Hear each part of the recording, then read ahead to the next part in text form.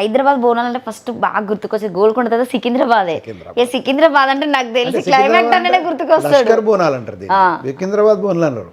లష్కర్ బోనాలు. లష్కర్ అంటే కూడా ఒకప్పుడు బ్రిటిష్ సైన్యాలు ఉన్నప్పుడు ఆ రెజిమెంటల్ బదులు ఒక రెజిమెంట్ ఉండేది.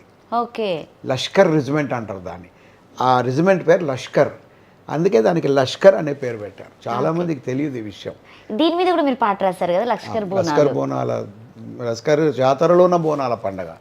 దర్శించి వద్దామి అందట్లో ముందుగా, కట్టు బొట్టు చీర కట్టు, ముచ్చటైన ముక్కు పోగు మెడలు అందమైన నల్లలాగు. ఈ పాటకు నాకు దొరికినటువంటి గొప్ప విషయం ఏంటంటే ఈ పాటను డాక్టర్ సి నారాయణ రెడ్డి గారే మెచ్చుకున్నారు. అంత పెద్ద వ్యక్తి ఆయన అంట్రా అన్నారు. అది త్యాగరాజ గాన సభలో ఒక ప్రోగ్రాంలో నేను హోస్ట్కి వెళ్ళాను ఆ రోజు. అయితే ఆ పాటను వాళ్ళు ప్లే చేశారు అక్కడ. ఇది ఈ సందర్భం, బోనాల సందర్భం. అయితే ఆ పాటను ప్లే చేసి నన్ను ఇంట్రడ్యూస్ చేశారు. ఇది రాశారు ఈయన అంటే, ఆయన పాటను విని ట్రా అని పిలిచారు.